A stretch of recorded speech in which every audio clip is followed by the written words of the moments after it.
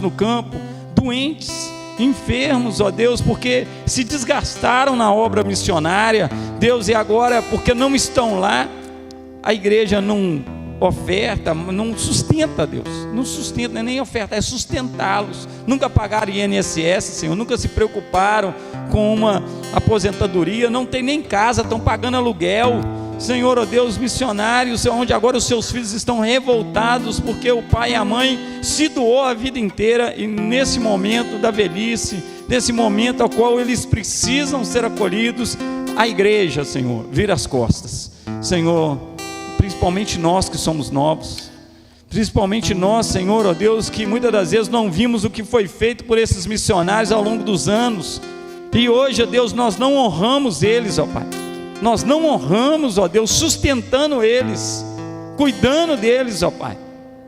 Senhor, em nome de Jesus, derrama graça, nos dá entendimento, Senhor. Abençoa os pastores, as igrejas, os concílios, ó Deus, os presbitérios, Senhor, as convenções, ó Deus, os concílios, Senhor, ó Deus, para verem, Senhor, por aqueles que têm se desgastado fisicamente, emocionalmente, ó Deus, para levar Jesus, para levar o nosso Senhor e Salvador. Que nós nunca, Senhor, tenhamos o sentimento que nós não estamos fazendo parte disso, tanto nas coisas boas quanto nas coisas ruins. Nós somos um corpo, Pai, somos um, independente de quantas denominações, independente de quantas linhas teológicas, nós somos um corpo de Cristo, porque todos nós reunimos em volta do Teu nome, Senhor Jesus. Nós fazemos parte das coisas boas, mas fazemos parte também das coisas ruins, porque temos as nossas responsabilidades. Nos dá um sentimento de corpo, ó Deus, para a glória do nome do Senhor. Amém e amém. Aleluia, glória a Deus. Vamos ficar de pé. Vamos louvar aquele que é digno de toda honra e toda glória. Feche os teus olhos nesse momento. Foque somente naquilo que o Senhor tem para você nessa tarde.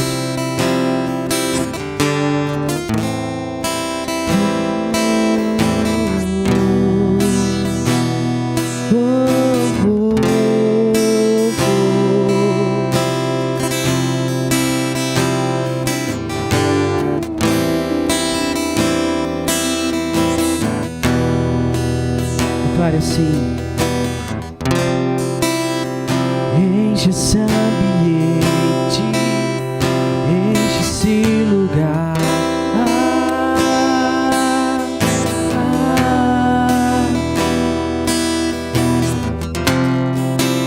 Te damos liberdade, que caia teu Espírito.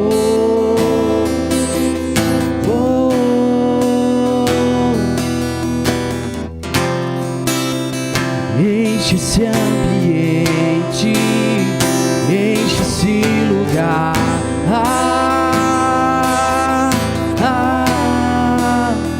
Te damos liberdade, te damos liberdade, que caia teu Espírito.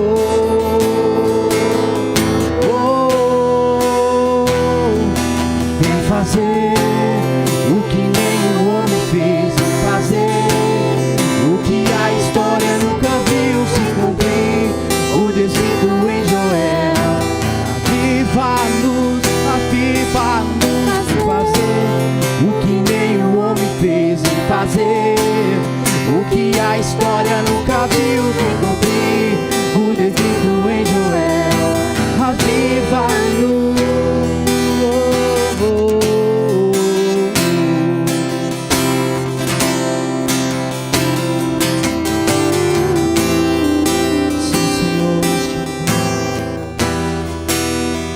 Mais uma vez.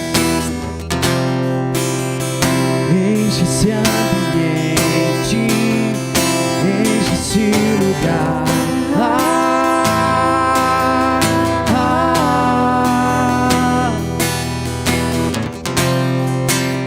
Te damos liberdade, que caia teu Espírito.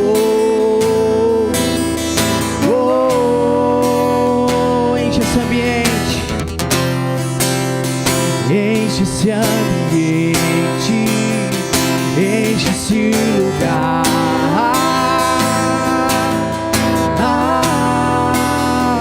A liberdade,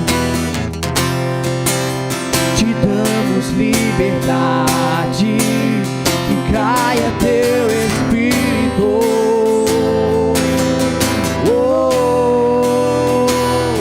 Tu vem fazer o que nem o homem fez, vem fazer o que a história nunca viu, vem cumprir o descrito em Joel. Aviva-nos, aviva-nos, vem fazer o que nem o homem fez, vem fazer o que a história nunca viu, vem cumprir o descrito em Joel.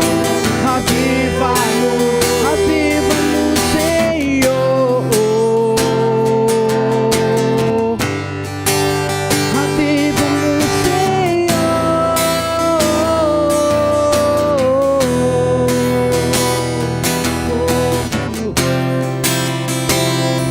E nessa tarde,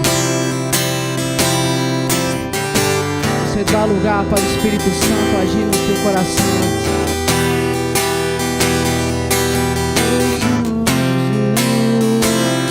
Te adoramos, Senhor.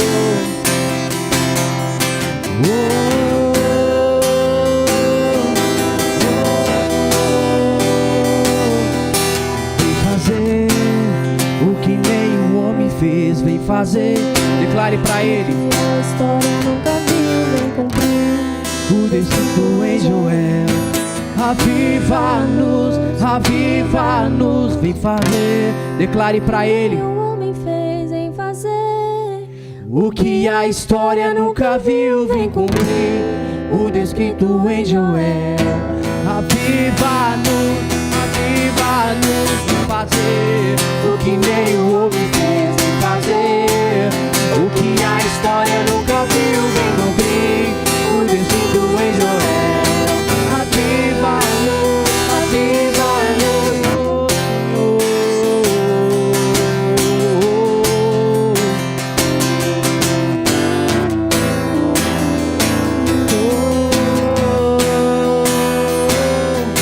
seja hoje, seja agora, Vem derramar o teu Espírito.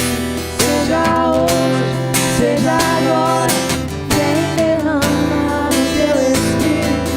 seja hoje, seja agora, Vem derramar o teu Espírito, seja hoje, seja agora, Vem derramar o teu Espírito.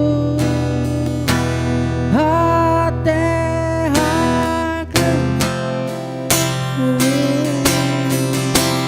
a terra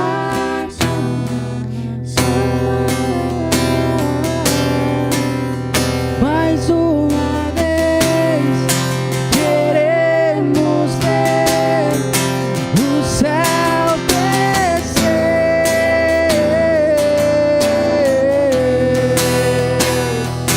Vem fazer o que nem o homem fez, vem fazer o que a história nunca viu, vem cumprir o descrito em Joel. Aviva-nos, aviva-nos, vem fazer, o que nem o vem, homem vem fazer vem cumprir. o descrito em Joel. Aviva-nos, aviva-nos, Senhor.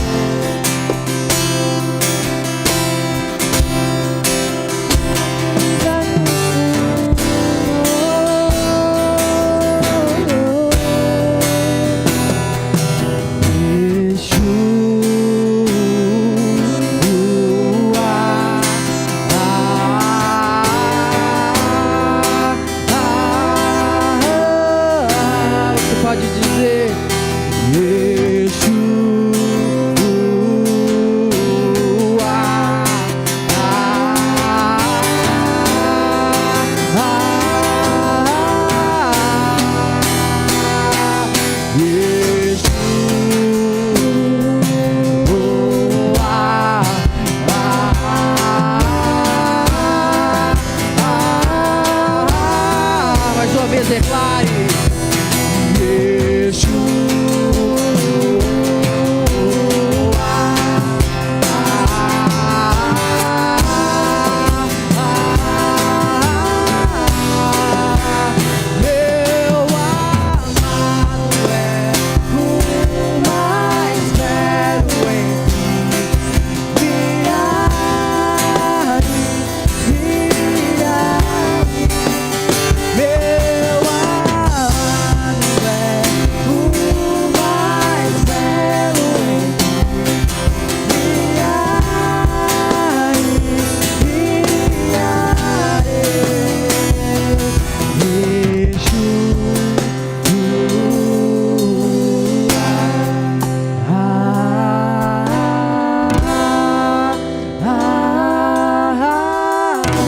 suas mãos levantadas e declare: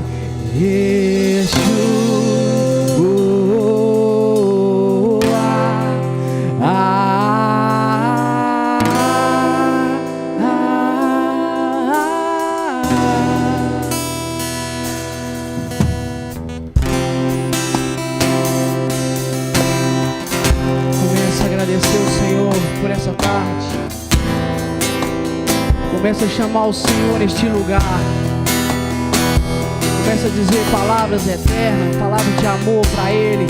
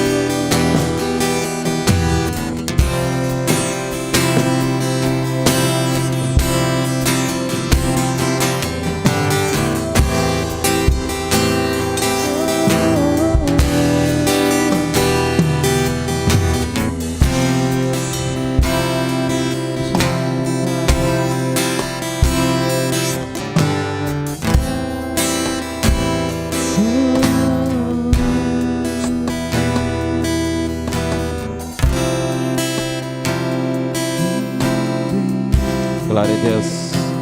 Aleluia. Animados ou não? Eita, dá um sorriso aí. Gente, tá todo mundo demais. Abaixa a massa e dá um sorriso para quem tá do seu lado. Mas que bom que você veio. Você que está nos assistindo aqui pelo YouTube, pelo Facebook da Igreja Metodista. Você que está aqui nos acompanhando pelo Instagram aqui do Alisson Ruas. Seja bem-vindo ao nosso primeiro fórum missional. E aqui estamos aqui aproveitando, degustando de algo que o Senhor tem colocado em nosso coração. O Senhor tem falado de oração, o Senhor tem falado de perseverança.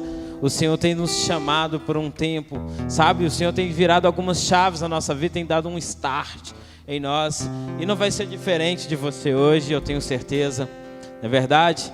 Então você que está aí agora, você que acabou de entrar, você vai aí nessa bolinha, nesse coraçãozinho aí no Instagram aí, você mesmo. Já começa a curtir, começa a compartilhar, chamando as pessoas de volta que estavam com a gente mais cedo. Você que está no YouTube, você que está no Facebook, começa a compartilhar essa live agora, porque eu tenho certeza que o Senhor tem algo para falar no coração de você, no meu coração e de muitas pessoas. Com quem que você gostaria que o Senhor conversasse agora, falasse ao seu coração? Que você possa compartilhar com essa pessoa. Teremos aqui agora palavras onde o Senhor direcionará a nossa vida. Amém? Eu quero chamar aqui o pastor Clebe. Eita, pastor Clebe Torres, grande homem de Deus, abençoado demais, amém? Bom, estende suas mãos para cá, vamos orar para ele. Senhor, em nome de Jesus, nós louvamos ao Senhor pela vida do pastor, pedimos ao Senhor que continue a falar o coração dele, que ele possa se esvaziar e que o Espírito Santo do Senhor, Pai, o tome por completo, fale aquilo que nós necessitamos ouvir nesse dia. Ó Pai, nessa tarde, em nome de Jesus, nós o abençoamos como igreja. Amém. Pastor, seja bem-vindo, fica à vontade. Graça e paz. Pode se sentar.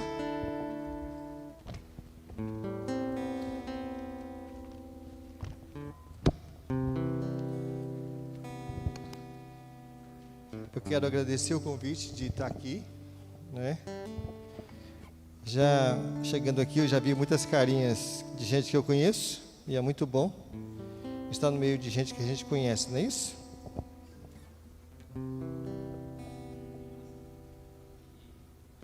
Aí, sem a máscara vocês vão ver melhor. Essa máscara é muito boa, irmãos, porque todo mundo fica bonito de máscara.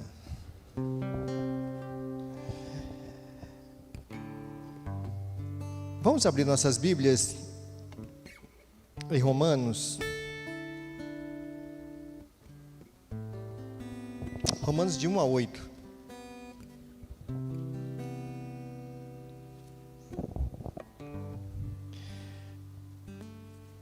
Falei para o pastor Ronaldo que eu não sei falar muito. Não é mentira não, mas às vezes eu falo muito. Mas eu vou tentar ver se eu...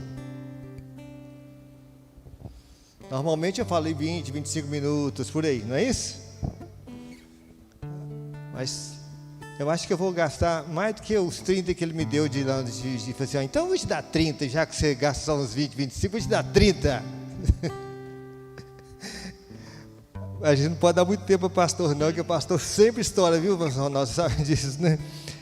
É bom estar com vocês aqui, ver aqui algumas pessoas, como eu disse, conhecidas, outros que tinha muito tempo que eu não via, como eu vi o tio Pedro lá, já há algum tempo, lá da Jocum, muito tempo que eu não o via. Ele não tinha nem barba branca daquele jeito na época, e eu também não tinha, meu cabelo era loiro, vocês não acreditam. Está escrito aqui, olha, rogo-vos, pois, irmãos, pelas misericórdias ou compaixão de Deus, que apresenteis o vosso corpo em sacrifício vivo, santo e agradável a Deus, que é o vosso culto racional ou espiritual, como diz algumas traduções, e não vos conformeis com esse século, mas transformai-vos pela renovação da vossa mente, para que experimenteis qual seja a boa, agradável e perfeita vontade de Deus, porque pela graça de Deus que me foi dada, preste bem nisso, pela graça de Deus que me foi dada, digo a cada um dentre vocês que não pense de si mesmo além do que convém, antes pense com moderação, segundo a medida da fé, guarde isso, a medida da fé, a graça que foi dada, a medida da fé que Deus repartiu a cada um, porque assim como num só corpo nós temos muitos membros, mas nem todos os membros têm a mesma função, assim também nós, conquanto muitos somos um só corpo em Cristo, e membros uns dos outros, tendo porém diferentes dons, segundo a graça que nos foi dada, se profecia, seja segundo a proporção da fé, ou a medida da fé, se ministério ou serviço, que se dediquemos-nos ao ministério, ou o que ensina, que possa se fazer isso com esmero, e o que exorta, faça com dedicação, o que contribui com liberalidade, o que preside com diligência, quem exerce misericórdia com alegria. Já foi orado e eu peço ao Senhor que abençoe a sua vida, o seu coração, em nome de Jesus, amém? Pode ser que alguns que são lá da Betel, essa palestra eu já tinha ela quando o Reginaldo me falou sobre cuidado. Na verdade é o que eu sei fazer. Eu não sou tão bom assim na questão de evangelismo, de impacto. Eu sou meio fraquinho nesse negócio. Portanto, eu sempre dependi. Não que a igreja não faça isso. Eu tenho uma maneira de crer muito própria minha, que a igreja é um todo e tudo tem que funcionar dentro da igreja local. Embora isso é só a minha convicção e a interpretação não é em particular. Mas a gente percebe que não funciona bem assim na igreja também. Quando a gente vai verificar, a gente vai precisar. Logo que a Betel, eu já estou com 30 anos que estou na Betel. Nunca dei a oportunidade a Betel de ter outro pastor assim. Sou doido. Mas não é. E no início da igreja, a gente dependia, fazia muitos evangelismos, e eu dependia muito da Jocum. Eu não sei se ainda tem na Jocum ainda, o ETED ainda tem, que vai aquela turma e vai e invade a igreja, invade a casa do pastor, invade as praças, invade as ruas, e toma conta do culto, e deixa o pastor de lado, e toma conta de tudo. Ainda tem? Aí eu chamava esse pessoal, eles tomavam conta de tudo, eu ficava só olhando, e era até interessante, e a gente fazia isso constantemente, e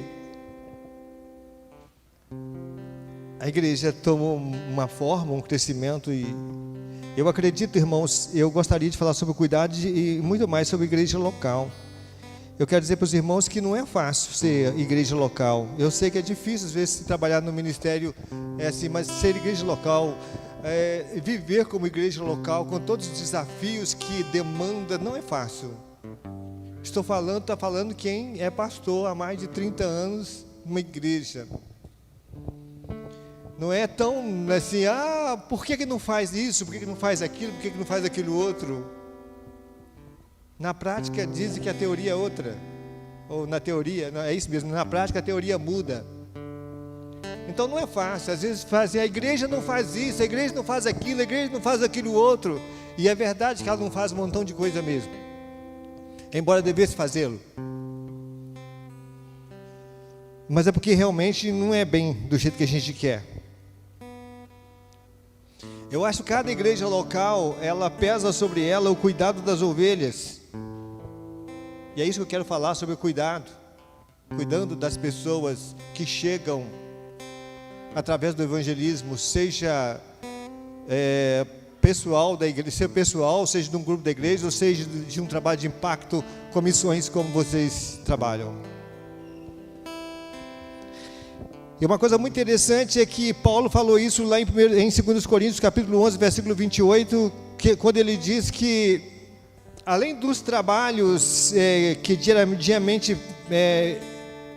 pesava, que ele tem, os desafios que ele tem, pesava sobre ele o cuidado da igreja de Deus. Ele falava, quem é que se enfraquece na igreja que eu também não me enfraqueça? E quem se escandalize que eu não fico abrasado? A igreja local é muito interessante. Eu vejo a igreja local como um laboratório, como uma oficina diária para cuidar e fazer, onde as pessoas possam ali desenvolver as suas habilidades espirituais. E ali que normalmente desponta. E isso que Paulo falou, às vezes é muito próprio de um pastor local e de algumas pessoas que trabalham na liderança local. Porque quando dá um problema na igreja, quem é que fica triste na igreja que o pastor ou aquelas pessoas que lideram não ficam? A alegria de um grupo é a alegria de um monte de gente, a tristeza de um, a tristeza do outro. O desafio são todos. E ali a gente vai ficando e vai crescendo junto. Lá em Atos 20, Paulo falou para as pessoas, os líderes.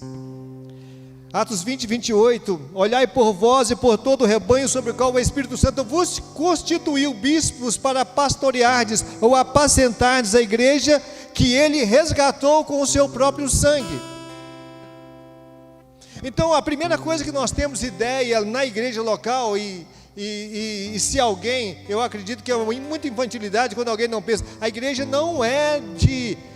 local não é do pastor, a igreja local não é de um grupo de liderança, a igreja local é do Senhor, como a igreja geral é do Senhor, porque foi comprado pelo sangue do Senhor e a Ele pertence. E eu sempre digo que quem trabalha mesmo na igreja para valer, embora as pessoas locais trabalham, nós vemos pelo Espírito Santo, Jesus trabalha na igreja para fazer com que a igreja, para apresentar a igreja a si mesmo. Ele vai apresentar para quem? Para si mesmo. Apresentar-se a si mesmo uma igreja santa, sem ruga e sem defeito, gloriosa.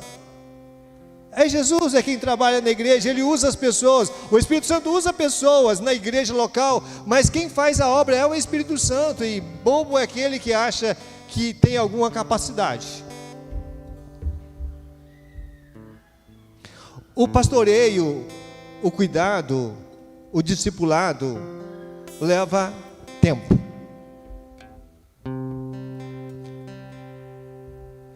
Eu quero registrar uma coisa que eu gosto de pensar nisso, que está em Gênesis 33:14, naquele encontro de Jacó com Esaú. Você se lembra daquele encontro? E aí Esaú chegou com 400 homens e ofereceu ajuda e falou com Jacó: vamos, meu irmão. Ele falou assim: não,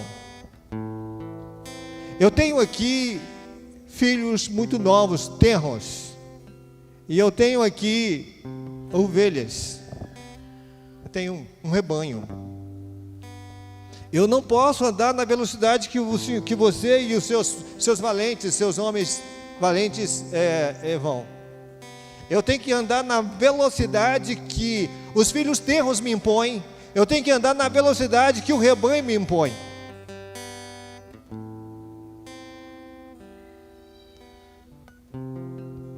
Eu quero falar sobre a liderança local. Um pastor, ele não tem condição de voar, porque se ele voar, tem muita gente que gosta de voar, isso é importante.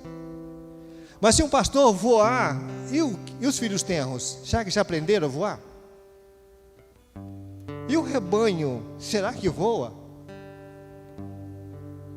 Eu aprendo aqui que não é o rebanho que anda na velocidade do pastor, da liderança local. É o pastor que deve andar na velocidade do rebanho, daqueles filhos que chegaram tenros, novos, dos noviços na fé que chegaram e não tem a condição de voar.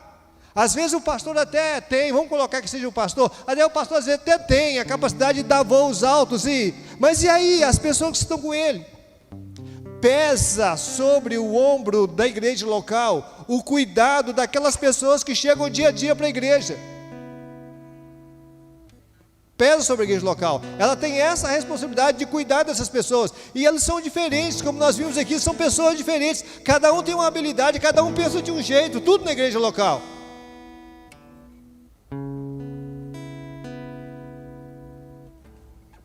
Eu não sei se eu fosse andar com o pastor Ronaldo Leão, se seria bom para ele. Acho que eu ia puxar ele pelo pé, ficar travando. Ele precisaria talvez de um camarada diferente de mim para andar, porque eu sou mais rasteiro. Sou mais rasteiro. Mas a verdade é o seguinte, que a igreja local, ela cuida dessas pessoas que de repente ela não tem muita condição e vem de trabalhos de impacto que talvez... Vocês fazem trabalho no carnaval, eu sei que faz todo ano, que sempre vem uma galera da igreja, vem para cá e quase que eles me trazem junto. Vamos pastor. E eu assim, não, outro dia eu vou. Mas muito bem, esse pessoal chega aqui, vai nesse trabalho de impacto que vocês fazem e se converte ao Senhor. Para onde que eles vão? Eles precisam de ir para um lugar. Mesmo que vocês queiram gerar e cuidar, parece que não sobra tempo para isso tudo. Não sobra tempo para isso tudo. É preciso de um lugar onde que essas pessoas vão ser instaladas, colocadas para serem cuidadas, para desenvolver a fé deles, para fazer com que, quem sabe, de algum tempo eles possam estar voando, enquanto o pastor fica lá no chão. Às vezes uma pessoa passa por mim e depois eu vejo voando por aí afora, aí, sabe, estava numa velocidade e passa por mim, oi pastor, e eu estou lá. É porque o rebanho se renova, está sempre chegando pessoas novas, está sempre chegando pessoas com pensamentos diferentes, está sempre chegando pessoas com dificuldades diferentes e várias, e cabe ali a igreja local. É claro que eu estou ali à frente como pastor, então cabe a mim, a igreja local, ir trabalhando e se adaptando e modelando-se e modelando aquela pessoa.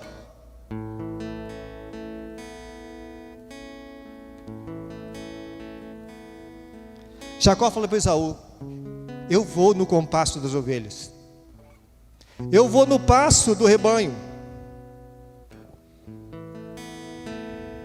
A velocidade de um evangelista é de acordo com a pulsão evangelística que nele existe. Já a velocidade de um pastor local ou de uma igreja local é determinada pelo passo das ovelhas. Vocês entenderam o que eu coloquei? Qual é a velocidade de um evangelista?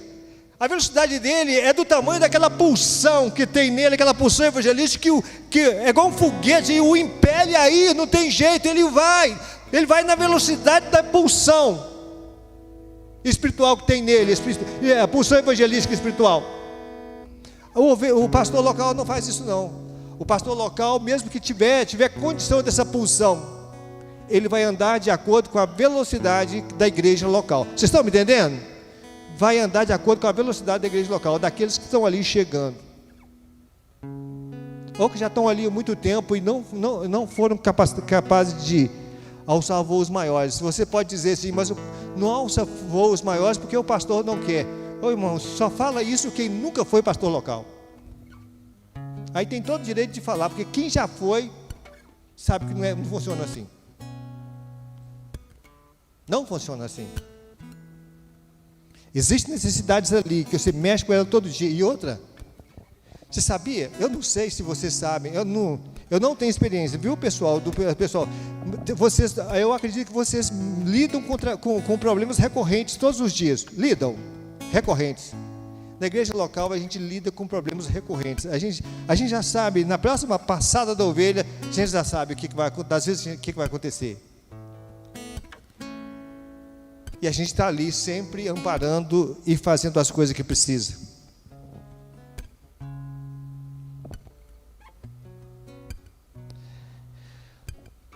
A igreja local, ela funciona no cuidado como uma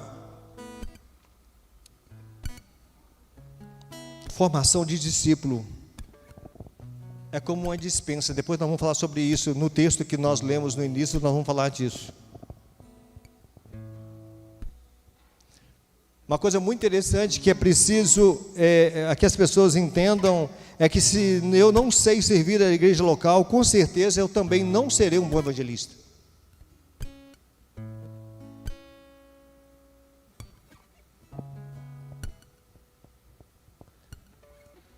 Se eu tenho dificuldade de me adaptar à igreja local, como é que eu vou me adaptar? Como é que eu vou fazer? As almas mais jovens, eu quero conversar com as almas mais jovens, os mais jovens, é mais difícil de mexer com a pulsão deles dentro da igreja. Eles pegam fogo. Passa perto de mim, olha e fala assim, meu Deus, coitado desse pastor.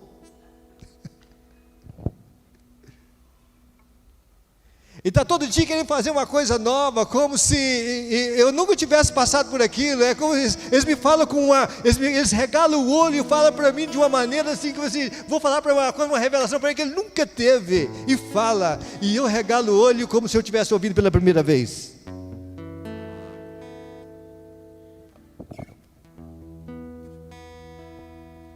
Claro que todo o meu trabalho vai ser fazer com que eles não se lancem de maneira que venha trazer frustração espiritual. Eu vou tentar moldá-los para que eles não vão com muita sede ao pote e quebre a cara, porque nem sempre vai acontecer. Eles podem vir fazer. Eu já vi pessoas que foi para a missão com todo o gás, com toda a força e voltou cheio de frustração. Culpa da missão? Não é culpa da missão. É culpa de não serem preparados o suficiente para aguentarem o arranco que tem esse trabalho missionário que eles foram.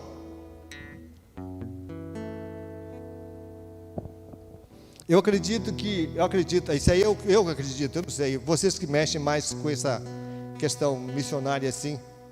Irmãos, quando vocês veem falar assim que é uma questão missionária, você fala assim, a igreja Betel, será que não é missionária? Só você está lá para vocês verem o que nós fazemos. Somos uma igreja local. Mas nós nos importamos. Talvez nós não nos importamos da maneira, a altura da demanda que um grupo precisa. Mas nós nos importamos à medida daquilo que nós temos. Paulo não falou? Aqui, eu só consigo receber aquilo que dá para vocês, aquilo que eu recebi do Senhor. Eu recebi do Senhor o que também vos entreguei. Eu aprendo com isso que eu não devo exigir nada de alguém que ainda não recebeu aquilo que eu recebi. Eu aprendo que eu não preciso me sentir cobrado, porque eu não recebi aquilo que aquela pessoa recebeu.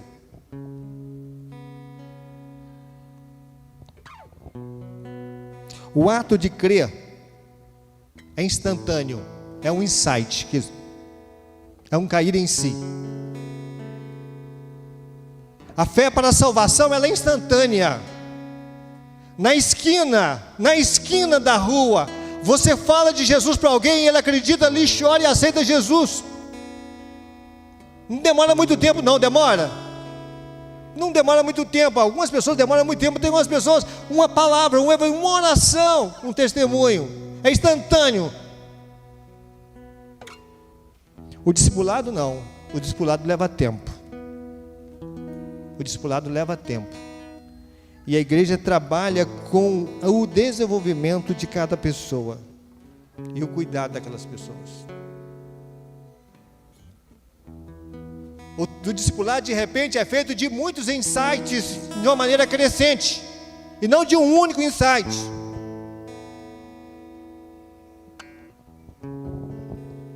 A fé pela salvação, ela brota no instante. O crescimento, o desenvolvimento cristão, que é desenvolvido na formação de uma pessoa, às vezes leva um tempo. E esse tempo é de acordo com cada um, a medida da fé e a medida da graça. Vou entrar lá, viu?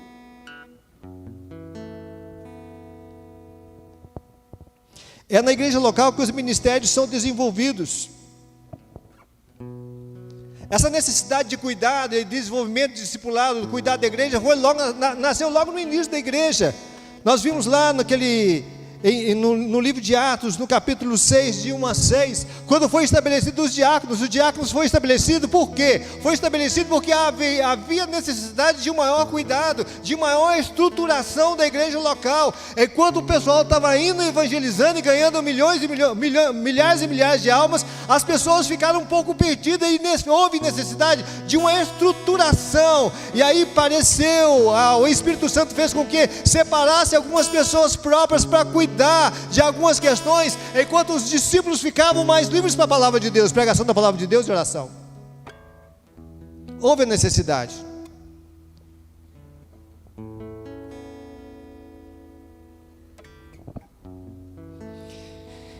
E a Bíblia diz lá em Efésios 4, de 11 a 16, que o mesmo, Ele mesmo, o Senhor, Ele concedeu alguns para apóstolos, outros profetas, outros evangelistas, outros pastores, mestres, tendo em vista o aperfeiçoamento dos santos para o desempenho do seu serviço, para a edificação do corpo de Cristo, até que todos...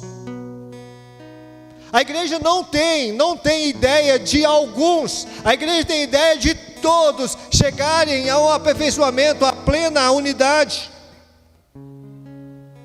Cheguemos à unidade da fé e no pleno conhecimento do Filho de Deus, a perfeita estatura de Cristo, para que as pessoas não sejam meninos o tempo todo, ou inconstantes, movidos por vários ventos de doutrina, agitados de um lado para o outro, mas que possam crescer em tudo naquele que é o cabeça, Cristo.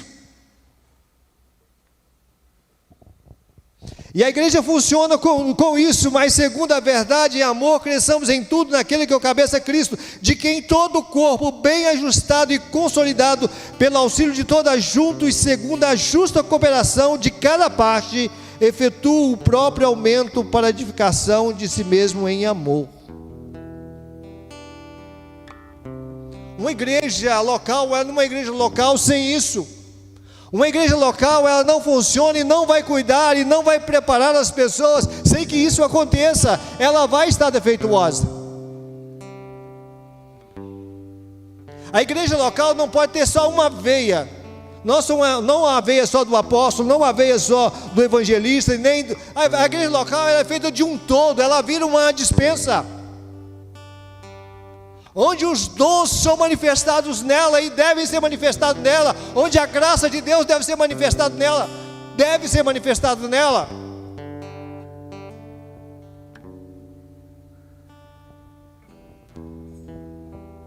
já que os dons são diversos, mas o Espírito é o mesmo. Os serviços são diversos, serviços ou ministérios. Alguma tradução diz ministério, outra diz serviço, tá certo? Serviço aqui é ministério, ministério é serviço. Onde os ministérios são o mesmo, mas o Senhor é o mesmo. Onde as operações, as realizações também são diversas, mas o Deus é o mesmo, o mesmo Deus que opera tudo em todos.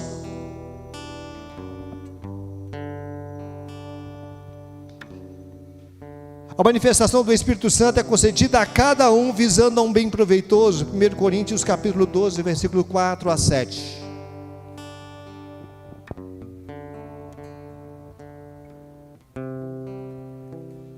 A igreja local, ela precisa de funcionar assim. A igreja local, na questão do cuidado, ela tem que se manifestar assim, para que haja o crescimento, o desenvolvimento das pessoas dentro do ministério.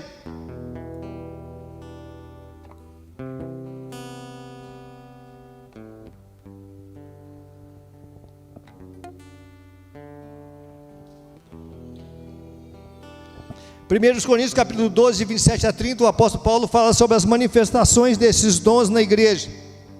E fala, será que são todos apóstolos? Será que são todos evangelistas? Será que são todos mestres? Tem todos dons de curar? Falam todos língua?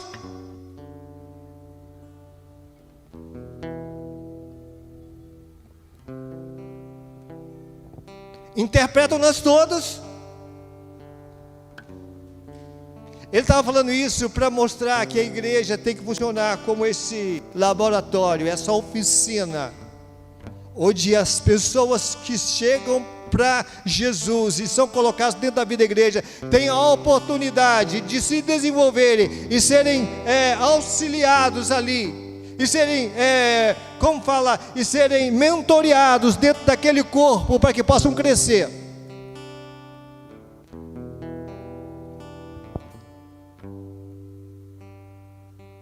É muito difícil eu chegar para alguém dentro da igreja e falar assim, olha, você vai ser pastor. Não. As pessoas ficam lá e eu vou dando todo o suporte, eu vou olhando onde é que elas vão se despontando. E naquilo que elas se despontam, eu deixo ir. Alguns vão tanto que nem voltam. Mas não tem problema. Eu não vou carregar nas minhas costas, ou não devemos carregar nas costas o peso de ser obstáculos no desenvolvimento de ninguém.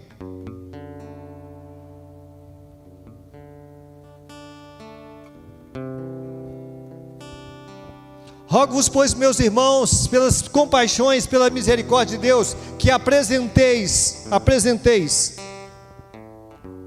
Significa a questão de oferecimento. Dentro da igreja é preciso de um oferecimento. Então, como eu disse, eu fico olhando. E aí, de repente, vai das pessoas. Irmãos, eu fico olhando as pessoas. Tem gente que fica sentado no banco, não desenvolve, fica reclamando que não tem oportunidade. Fica 10 anos no banco da igreja reclamando que não tem oportunidade. E eu vejo gente chegando com um mês.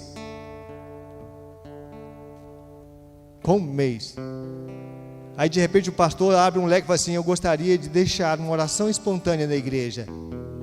Quando o pastor termina de falar, ele já levanta aquela voz, ou ela levanta aquela voz e começa a clamar ao Senhor. E aquilo que tem dentro dela, já movido pelo Espírito Santo, já começa a despontar. E as pessoas se oferecem para fazer, se oferecem para qualquer coisa. Outro dia eu cheguei na igreja e vi uma irmã lavando vidraça.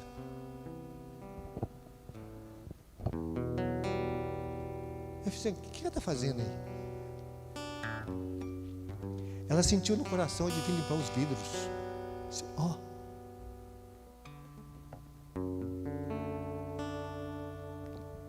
Ela sentiu, ela percebeu. Hoje essa irmã está se inserida no ministério. Não foi porque ela lavou o vidro, não. É porque de repente as coisas, as pessoas se oferecem. As pessoas se oferecem. Isso aí é preciso dizer, a dedicação, a nossa oferta, passa pelo nosso serviço, a nossa vida cristã, e o nosso crescimento passa pelo nosso serviço na vida da igreja local. E o nosso crescimento também.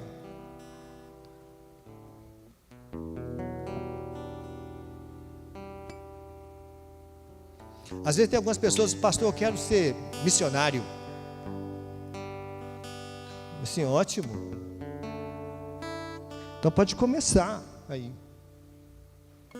Às vezes quando fala que quer ser missionário, quer que de repente a igreja o envie para missão, para algum lugar e o sustente, né? Mas sem haver esse oferecimento, esse trabalho, essa dedicação, a gente é vista por Deus, a gente é visto pela igreja, a gente é visto pela liderança da igreja, as pessoas percebem. E tem muitas pessoas, quando não é atendido naquilo que querem, saem da igreja.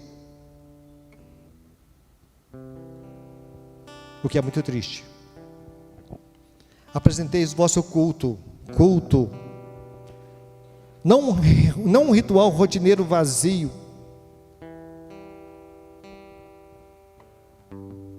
mas nós devemos a Bíblia diz que nós devemos nos intrigar, nos sacrificar, partir. Sacrifício não sacrifício para salvação, porque o sacrifício para salvação Jesus já fez. Mas o sacrifício de doação, de oferecimento, que passa pelo culto, é o nosso culto.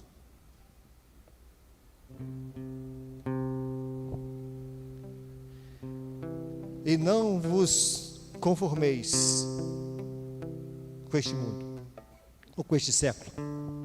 Mas aqui fala para não se amoldar. Irmãos, contextualizar coisas dentro da igreja é legal, mas tentar se amoldar ao mundo e trazer para dentro da igreja, isso não é bom.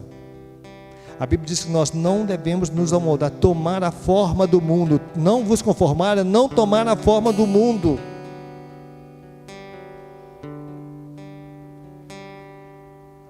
No mundo, o sucesso vem por derrotar alguém, vem por passar por cima de alguém. Na igreja, o sucesso vem por fazer com que muitas pessoas cheguem.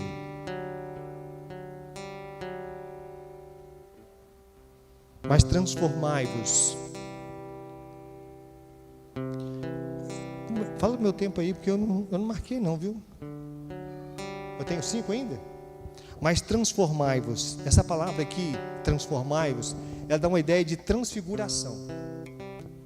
Foi a mesma palavra usada pelo Senhor quando Jesus foi transfigurado lá no monte, a palavra no grego, e foi a mesma palavra que Paulo também falou que Moisés se transfigurava quando ele estava na presença do Senhor.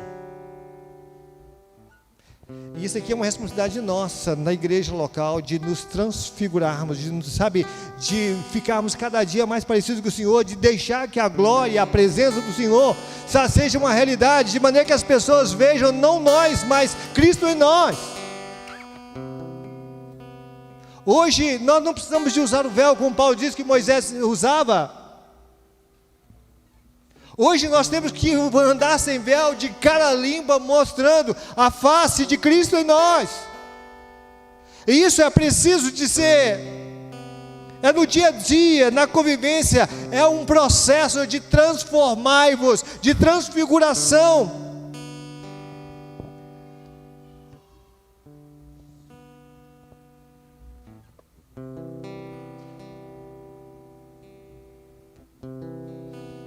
Ele diz que nós devemos resplandecer como luzeiros no mundo. Isso é um desafio muito grande para a igreja local. E é claro também para qualquer pessoa que trabalhe em função disso. E ele coloca aqui que de acordo com a graça que foi dada,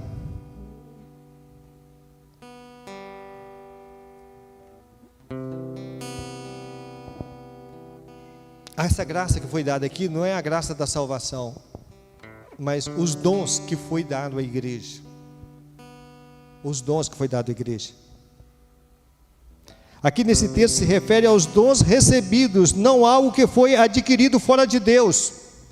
Isto vem me dizer que tudo que recebemos de Deus não deve ser motivo de orgulho particular, seja qual for o dom. Ou que essas coisas venham para nos trazer status. Mas como o poder provém de Deus, Não se aceita que os dons tragam um quê de superioridade, mas a humildade sincera deve nortear os nossos relacionamentos um com os outros, na vida da igreja, fora da igreja e com Deus, sabendo que tudo nos é dado por Deus.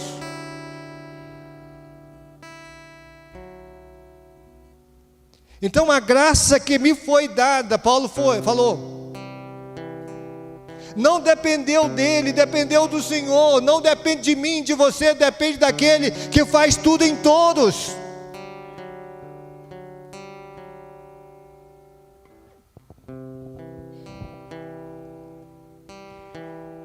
A medida da fé, ele coloca aqui, a medida da fé que nos foi concedida, em outra palavra diz dispensada.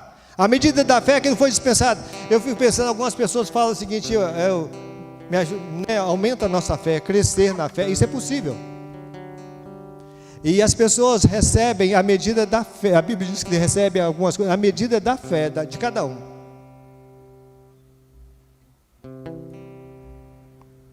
Fala da caminhada com Deus, do nosso crescimento espiritual. Aqui eu entrei no lugar que eu mais gosto dessa ministração. Eu estou quase terminando. Acredito que vou gastar mais de 5. O meu crescimento na vida da igreja, eu disse que a igreja às vezes funciona como uma dispensa. Eu queria a medida da fé e a medida da graça. Agora eu quero parar nisso. Eu quero viajar nisso com vocês. A medida da fé e a medida da graça.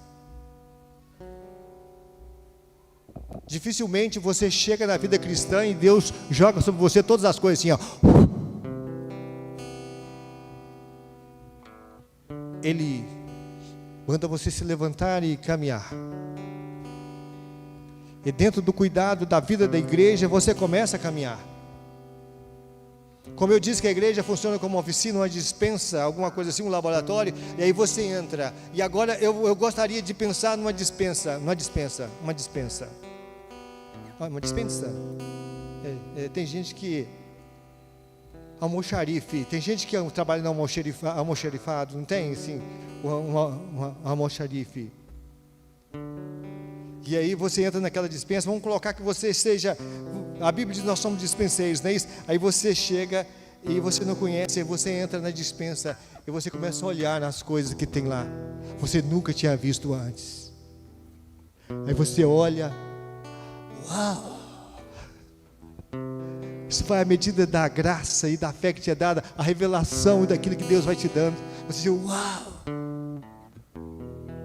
Deus te mostra exatamente aquilo que você está precisando na vida da fé, na vida da igreja. Deus te mostra que você precisa disso. E Deus te traz a lembrança a pessoas que precisam daquilo. Você pode, apropriar-se daquilo, porque aquilo não tem fim, não acaba. Você pode se apropriar daquilo que tem naquela dispensa. Você pode pegar, você pode usufruir, você pode levar para pessoas que precisam. É isso que Deus quer na vida da igreja. E você entra naquela dispensa e você olha e vê uma outra coisa. A pessoa que você vai andando e vai caminhando, você vê uma outra coisa, aquela pessoa precisa disso, aquela pessoa precisa disso. A vida da igreja foi feita assim, para que as pessoas entrem. O desejo de Deus é que todos entrem, e ali Ele vai revelando as coisas à medida da fé, à medida da graça de Deus, à medida que vai sendo dispensada na caminhada cristã. As pessoas vão se apropriando daquilo que Deus tem para ele.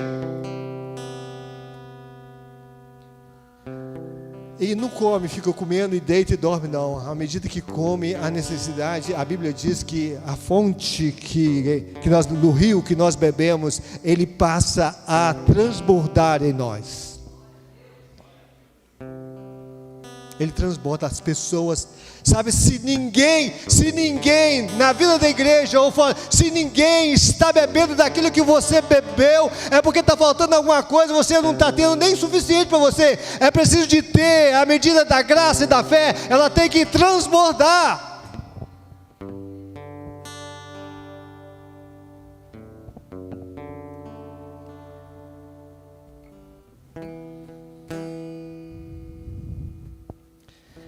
À medida que você entra nessa dispensa, o dono da dispensa fala para você: você está precisando disso? Estou, Senhor. Pode pegar. Você conhece alguém que está precisando? Conheço, Senhor. Pode pegar. Pode pegar. Seus vizinhos estão precisando disso? Está, Senhor. Leva. Leva. O Espírito Santo é o grande gestor dessa dispensa que se chama igreja. O Espírito Santo é o grande gestor dela. Jesus Cristo é dono e Senhor, o Espírito Santo é o grande gestor, e a medida da fé, ou seja, à medida que você vai caminhando, conhecendo e concebendo de Deus, Ele vai concedendo graça ou o dom necessário no desempenho das suas tarefas e funções dentro do reino, dentro da vida da igreja.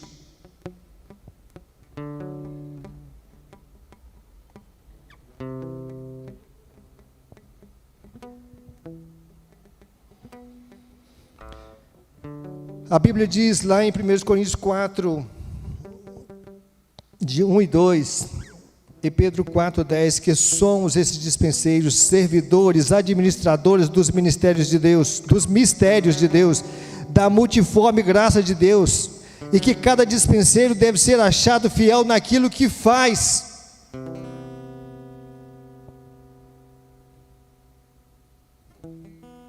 A despeito de todos os dons, de todos os ministérios, de todas as operações, a igreja é uma, como o Senhor é um.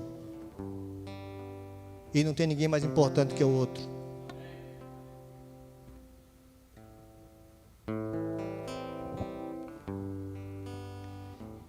O que Deus deseja é que todos trabalhem para a edificação e conservação do corpo. Assim, nenhum dom é para ser utilizado em benefício do próprio membro, mas do corpo.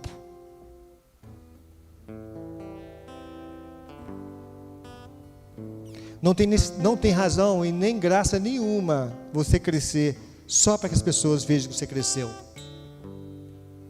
Não tem razão, não tem graça nenhuma você se desenvolver só para que as pessoas vejam que olha como ele desenvolveu. A graça é que as pessoas participem daquilo que Deus te deu. Essa é a graça. E aí algumas coisas, por exemplo, vêm de acordo com a medida da fé e a graça que Deus foi dada. Se você profetiza, ok, de acordo com a fé. Nem mais nem menos. Profetize de acordo com aquilo que você recebeu. O que é que você faz? Ministério? É serviço? Então ministre. Trabalhe.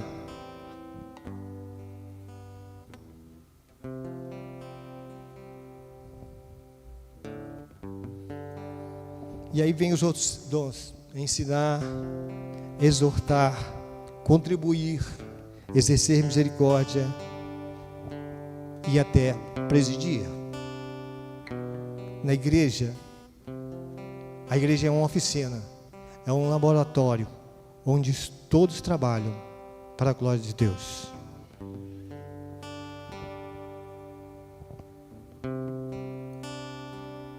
O desejo de Deus é que a igreja, o corpo, não fique desgovernado, mas que haja organização, que haja muita diligência das pessoas que ali trabalham. E só assim nós vamos experimentar qual seja a boa, perfeita e agradável vontade de Deus.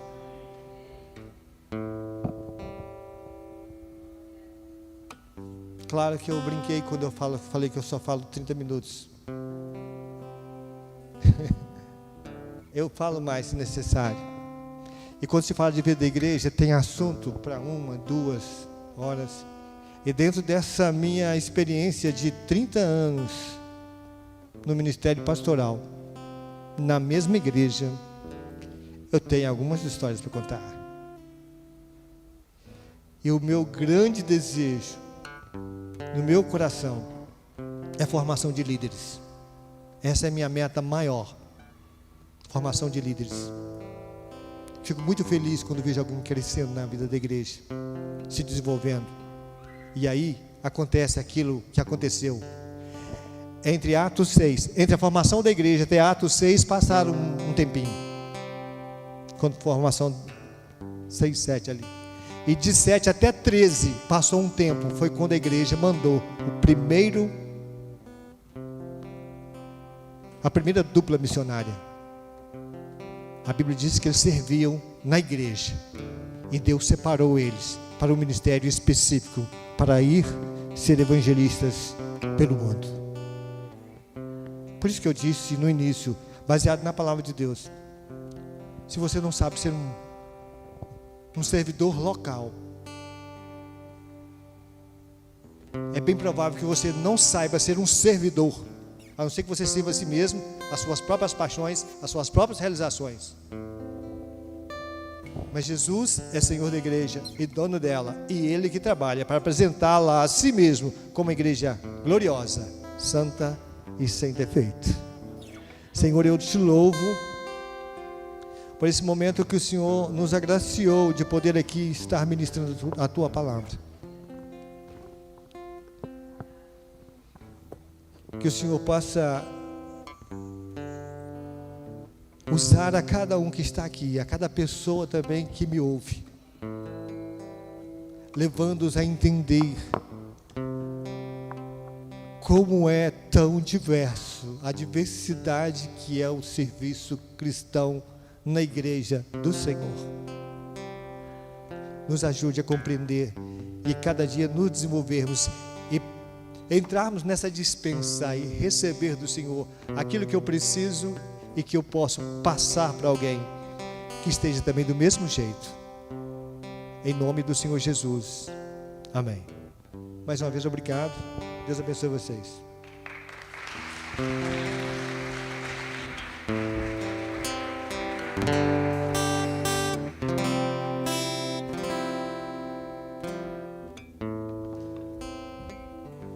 Glória a Deus. E aí, animados? Ei, Jesus, animado ou não? Que palavra poderosa, verdade? Tantos ensinamentos, poderíamos ficar aqui até mais tempo ouvindo sobre isso. E o pastor falou algo importante, ele não estava aqui ontem. Bom, a nossa primeira palavra da noite ontem foi exatamente isso, foi falando sobre a nossa identidade, falando sobre a nossa diversidade como membros, mas participantes de um mesmo corpo, onde Deus que opera, onde é o Espírito que nos conduz. Não é verdade? Então nós somos vários membros. Às vezes você é a mão, às vezes você é o pé, mas todos nós participamos de um só corpo, que é o corpo de Cristo, que é a igreja, que o Senhor é a cabeça dessa igreja. Amém?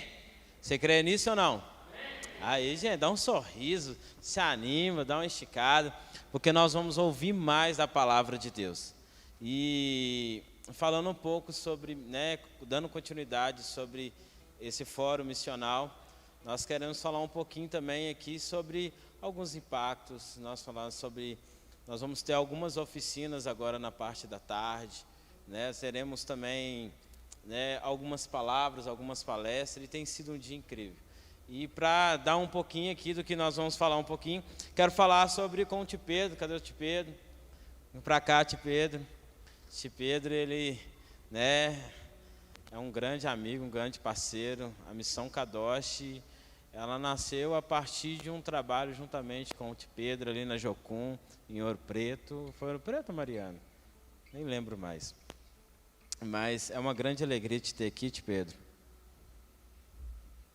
Que Deus abençoe. Deixa eu pegar um microfone para o senhor. Irmãos, vamos orar por ele. Em nome de Jesus, estende as mãos para cá. Anima aí. Eita glória. Senhor, nós te louvamos ao Senhor mais uma vez. Recebemos um alimento, uma palavra poderosa do Senhor. Meu Deus, eu sei que o Senhor tem algo mais a falar lá conosco ainda nessa tarde. Toma a vida do Tio Pedro em tuas mãos, seu filho, teu servo. Usa ele como o Senhor achar melhor. Usa, ó Pai, com todo o poder e graça e conhecimento. Ó Pai, nos ensinando, ó Pai, nos ajudando. Com o Espírito Santo, nos conduz através da vida do Teu Filho, Senhor. Em nome de Jesus, nós como igreja o abençoamos com toda sorte de bênção que há em Ti. Amém? Amém? Tio Pedro, fica à vontade.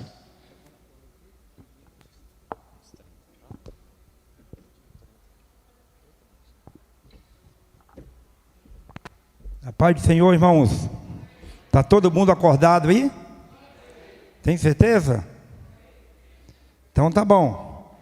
Então você que está com a sua Bíblia aí, a Bíblia tradicional ou sua Bíblia eletrônica, abra aí no capítulo do amor de Deus pelos perdidos.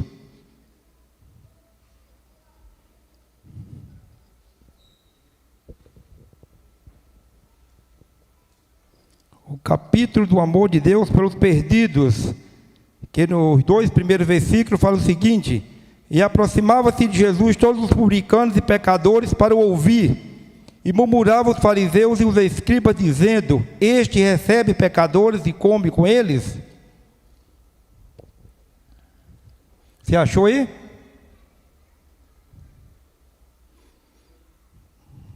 Se eu te perguntasse qual é esse capítulo, você rapidinho respondia: lá em João. Você nem respondia o capítulo, respondia o versículo, né? Lá em João 3,16. Não é isso que você abriu? Mas primeiro eu falei o capítulo do amor, não foi o versículo 16.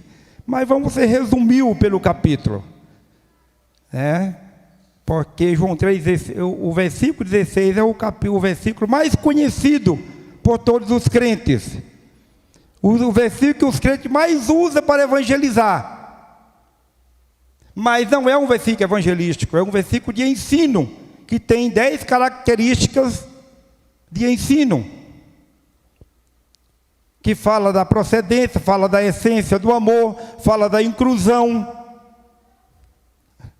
fala da abrangência do amor de Deus. Mas o capítulo do amor de Deus pelos perdidos, para mim, é Lucas capítulo 15. É um capítulo que tem 26 versículos e é dividido em 3 parábolas. E todas as parábolas falam dos perdidos, mas Jesus entra em ação em todas as 3 parábolas, falando que o mais importante, ou que a festa no céu, é quando um pecador se arrepende. Nós precisamos entender o coração de Deus pelos perdidos. Esses dias me convidaram para um fórum, e eu falei: mas qual é o tema? Não, nós vamos discutir sobre missões antes da pandemia e depois da pandemia. Eu falei: e durante, vocês fizeram o quê? Bem, sabe? Eu falei: se você não fez nada durante, você vai falar o quê? Do passado e do futuro?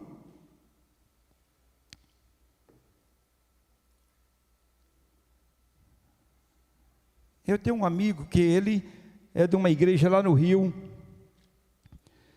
e a igreja faz muita excursão. Agora parou com essa pandemia, mas muita excursão para Israel. E o pastor fazia aquela propaganda: irmãos, vamos em Israel. Irmãos, você não sabe o privilégio de ir na Terra Santa. Você já pensou, irmãos? Você pisar onde Jesus pisou, você andar onde Jesus andou, você ir no túmulo vazio, não sei o que, fazia aquele teatro, mas ele começava a convidar, olhando aqui dentro dos olhos de um rico, e terminava dentro dos olhos de outro rico, porque pobre não é convidado para essas coisas, né? Não pode ir, ele não investia muito parando para cada, não, assim, ó. Vamos lá, irmão, vai ser uma bênção você estar lá, irmão, ou você pisar onde Jesus pisou. E o meu amigo pobre, obreiro no Morro do Borel, e começou a sentir tanta inferioridade, todo domingo, aquela publicidade daquele evento, daquela viagem. E ele começou a chorar: Senhor, eu quero ir nesse lugar, eu quero ter esse privilégio, o pastor falou. E ele falou que um dia ele saiu daquele culto tão massacrado e oprimido, se sentindo que não tinha condições de ir naquela viagem, se sentindo humilhado, que ele chegou em casa, entrou dentro do quarto, ajoelhou do lado da cama e começou a orar. E começou a chorar: Senhor, tem misericórdia de mim, abençoa que alguém me dê essa passagem, eu quero ter esse privilégio, Senhor. E começou a repetir todo o sermão do pastor. E ele começou a chorar. E ele fala que ele teve uma hora que ele sentiu a porta do quarto se abrindo. Mas foi assim, ele sentiu alguém se aproximando dele, e ele teve um sentimento de uma reverência santa tão grande se aproximando dele, que ele não podia olhar para trás. E ele sentiu alguém chegar e pôr a mão sobre ele e falou: meu filho, por que você está chorando? Aí ele voltou no sermão, né? Ô Senhor, porque eu quero ter aquele privilégio que o pastor falou e tal, e repetiu tudo aquilo. E o Senhor falou: oh, meu filho, não é privilégio nenhum. Lá só tem o túmulo vazio, lá só tem o deserto. Não é privilégio nenhum ir naquele lugar. O maior privilégio você tem me dado de ir em lugar que eu nunca fui. Eu tenho ido através de você. Você que tem me dado o privilégio de ir em lugar que eu nunca fui, eu tenho ido através de você. Quando você ama os perdidos e vê as pessoas com os olhos de Deus, tudo pode mudar. Esse tema, saiba viver. Divide isso pelo menos em 10 situações para a sua vida. Saiba viver amando. Saiba viver testemunhando. Saiba viver amando a sua família. Saiba viver vendo as pessoas com os olhos de Deus. Saiba viver sem discriminar as pessoas, sem excluir. Então esse versículo de João 3,16, todo mundo sabe. Mas eu vou te fazer uma pergunta. O que é que está escrito em 1 João 3,16? Que é o mesmo escritor, ou o mesmo livro, o mesmo capítulo e o mesmo versículo. O que é que está escrito em 1 João capítulo 3, versículo 16? Alguém sabe? Está vendo como você só sabe do João?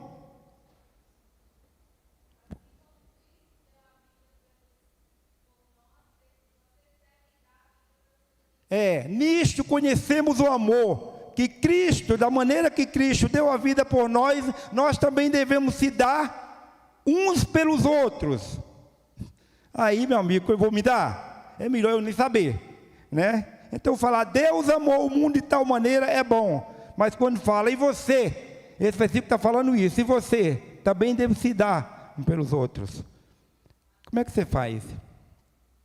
Neste capítulo aqui, nós estamos reunidos aqui com esse tema, mas visando o carnaval, é muito importante para mim, porque você é novo, é novinha.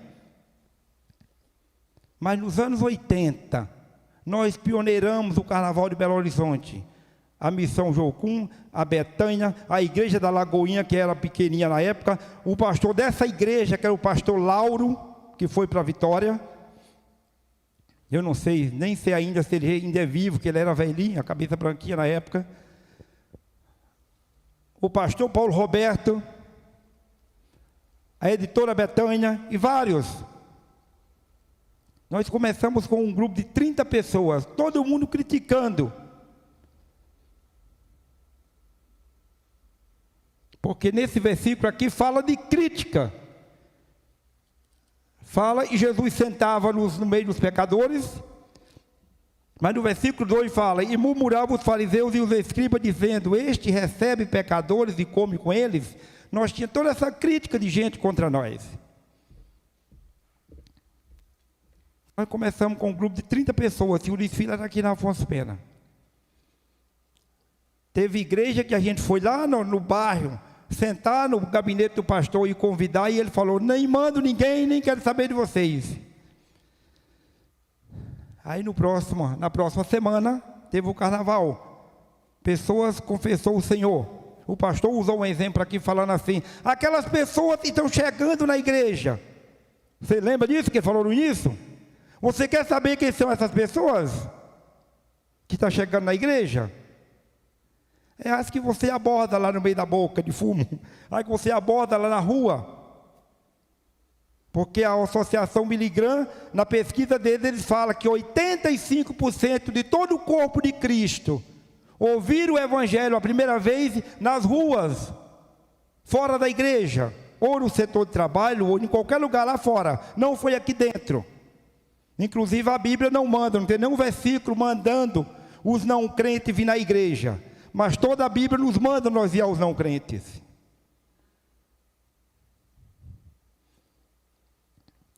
E nós reunimos aqui o pastor, que a gente ia lá no gabinete pastoral, ele falou, não quero saber de vocês. Aí as pessoas que converteram, nós separamos todos por bairro, o endereço direitinho. Na próxima semana foi obreiro nosso direto lá na igreja tal. E chegou aí a igreja que o pastor não tinha falado não. Ele chegou lá, oi pastor, tudo bem? Pastor, sim. Eu estive aqui a semana passada, sim. Sei. O que você quer? Não, pastor, eu vim aqui trazer número. Várias pessoas converteu e nós temos 3 ou 4 pessoas, está aqui o endereço, que eles moram, a igreja mais próxima do endereço deles é a sua. Nós viemos trazer, vocês podem acompanhar? A gente acompanha e tal. E na hora mudou o clima, isso foi acontecendo. Então o pastor falou não para a gente, o ano que vem, esse ano mesmo recebeu o fruto. No próximo ano, ele se abriu para participar. Segundo, no próximo ano, se ele não se abriu, aquele indivíduo que nós evangelizamos, ele está firme na igreja, mas ele vem. Que quem é alcançado da rua, sai para as ruas. E o grupo foi crescendo. Isso no primeiro ano tinha 30, no próximo tinha 200. E a coisa foi crescendo. E no último, nós fazíamos o culto nesse salão aqui fora, aqui atrás. E no último evangelismo que nós tivemos, o último carnaval oficial de Belo Horizonte, naquela época, foi em 89. Nós reuníamos com 2.000 crentes aqui atrás. Não cabia o povo, era tudo lotado. 2.000 crentes, tinha 2 cultos, saiu uma turma para o evangelismo e continuava o culto do outro. Parou naquela época. E passou a década de 90 e este século até 10, 15 anos atrás, por aí, até 2010, 2011, tentando se levantar. Porque a igreja se levantou. A 2010, né? As igrejas estavam unidas. As grandes igrejas de BH, que na época não era. Batista Central era pequena, Lagoinha era pequena, que era até aquele salão lá embaixo que eles chamam de tabernáculo. A Getsemane era pequena, a 8ª, mas essa pastorada tudo estava conosco. Esse evangelismo. Nós precisamos ver as pessoas com os olhos de Deus. Agora, hoje, o maior desafio de Belo Horizonte não é o carnaval. O carnaval é um gigante de 4 dias. E que parou, está parado agora. Alguém falou comigo, tio, mas e aí? Eu falei, nós estamos em vantagem. Porque o pecador, para pecar, ele tem que ir para a rua. E como não é nós fazemos a obra, é o Espírito Santo, o Espírito Santo pode falar com ele agora onde ele está e transformar a vida dele. Amém? Mas um grande desafio que sofre uma grande discriminação no Brasil também, ou aqui em Belo Horizonte, eu falei isso na reunião do pastor da Getsemane. O grande desafio de Belo Horizonte para a igreja é a região da Guaicurus, que é 25 prostíbulos em 4 quadras. 25 prostíbulos em 4 quadras. Tem cerca de 4.500 mulheres escravas do sexo ali. É 3 turnos diários. Agora, na pandemia, eu tenho a reportagem que saiu no jornal Estado de Minas, no dia 16 de março, dizendo mais de 3.000 mulheres estão nas ruas com fome. Porque os prédios fecharam. E nós, como igreja, o que é que fizemos? Nós trabalhamos naquela região ali há mais de 15 anos. Entramos dentro daqueles prédios. Toda semana. Semana passada nós fomos quarta, quinta e sexta. Entramos dentro daqueles prédios. Começamos levando uma Bíblia e uma rosa para cada mulher, no Dia Internacional da Mulher. E trabalhamos agora toda semana, fazendo discipulado acompanhando, evangelizando, levando um lanche, fazendo aniversário delas, fazendo chá de bebê mesmo, para que estão grávidas.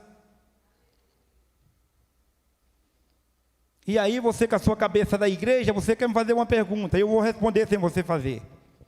E a sua pergunta que você quer fazer é: e aí, mas cadê os frutos desse trabalho? Você quer fazer isso? Está acostumado, você está discipulado nisso, e a nossa cultura cristã, nós temos uma cultura que é semelhante à visão Tomé, tem que crer para ver, ou tem que ver para crer. Você está dizendo, cadê os frutos? Nós já batizamos mulher ali. Nós já realizamos casamento, inclusive fizemos um casamento ali na floresta. Quem foi o pastor que nós convidamos para fazer o casamento? O reverendo Pontes, que é o pastor dessa igreja. Eu conheço o pastor Pontes já faz uns 20 anos. Nós convidamos ele para realizar esse casamento. No Dia das Mulheres, nós estávamos lá dando uma Bíblia e uma rosa e me mandaram uma foto. Não está no meu documentário, mas eu não planejei passar aqui, está no telefone. De alguém lá na igreja, o casal de noivo aqui e o pastor abençoando, na hora do casamento. E essa pessoa me mandou lá de São Paulo dizendo, hoje é o meu casamento, mas eu tenho que te mandar esta foto, porque hoje faz um ano, eu estou aqui firme na igreja, estou me casando, mas há um ano atrás eu ouvi de Jesus pela primeira vez, aí nesses prédios da Guaicurus, que vocês estão aí hoje, porque é Dia das Mulheres. Isso não tem preço. Tem uma que já foi para Paraíba conosco umas 3 vezes, já foi para Ouro Preto, alguns cultos eu já fui pregar a igreja, levei ela para dar testemunho, e ela toda semana está lá conosco, testemunhando do Senhor, lá dentro daqueles prédios. Agora é um lugar muito discriminado.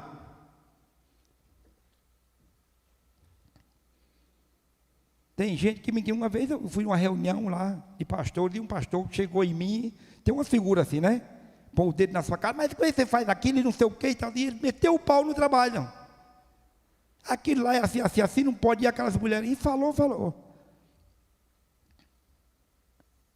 E eu ouvindo. Depois eu falei, pastor, você já ouviu falar alguma vez que eu andei falando mal do que você faz? Não. Falei, então me deixa em paz, rapaz, você não está fazendo nada. Ainda vem falar mal do que eu faço?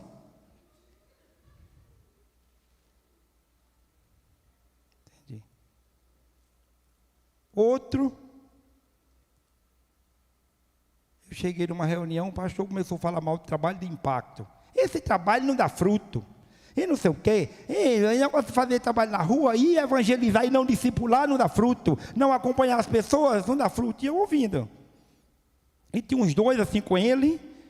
E ele decidiu dar um show legal, né? Fazer um teatro. E eu estou na minha, só ouvindo. Por exemplo, me mostra, aí direto em mim, pôs o dedo na minha cara, me mostra um fruto do trabalho de impacto. Se você está me olhando, querendo me convencer, me mostra um fruto de trabalho de impacto de rua. Falei, legal, pastor, eu vou te mostrar. Primeiro me responda uma pergunta. Quantos membros tem a sua igreja? Tem mais de 500. Você está lá há quantos anos? Há 5 anos. Quando você chegou, quantos tinha? No máximo 100. Que bom. Então, pastor, você tem uma equipe da igreja, todo dia, trabalhando, evangelizando e discipulando as pessoas, para justificar esse crescimento? Não. Eu falei, então está aí os frutos. Ou é meu ou de qualquer outro, menos seu, que você não está fazendo nada.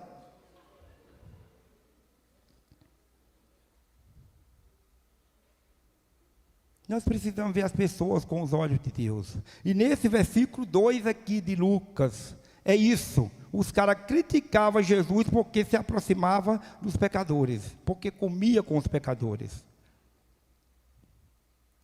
Entrar naqueles prédios da Guaicurus, você chega ali, vai passando na rua, o andar de baixo é um disfarce.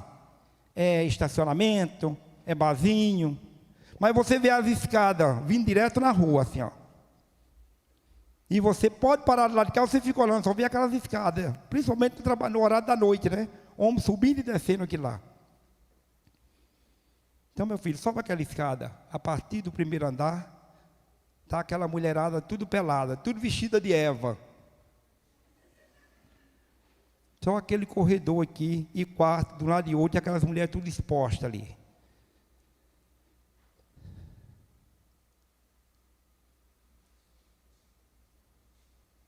E nós chegamos para abordar elas. Quando ela te vê como homem, né? Quando ela te vê como homem, a primeira reação delas é te ver como um futuro cliente. E quer te fazer qualquer coisa para te chamar mais atenção. Mas como a gente trabalha com os nossos obreiros direto, e fala com eles, você vai bem próximo dela e olha dentro dos olhos dela. E fala. E quando é na época de levar uma Bíblia, a gente vai, chega do lado da mulher assim, olha dentro dos olhos dela e fala: eu vim aqui te honrar como mulher. Parabéns pelo seu dia. Aqui um presente para você. Às vezes só essas palavras, elas começam a chorar.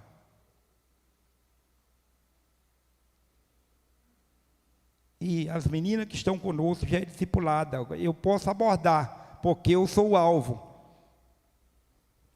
delas.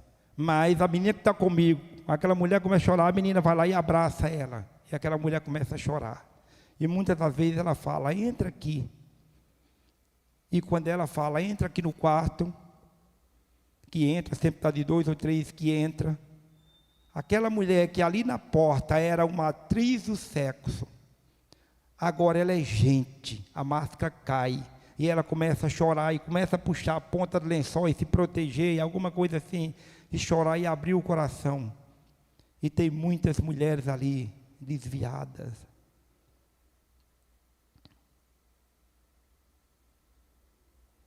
É um desafio para a igreja, porque ali não é 4 dias, é 365 dias por ano.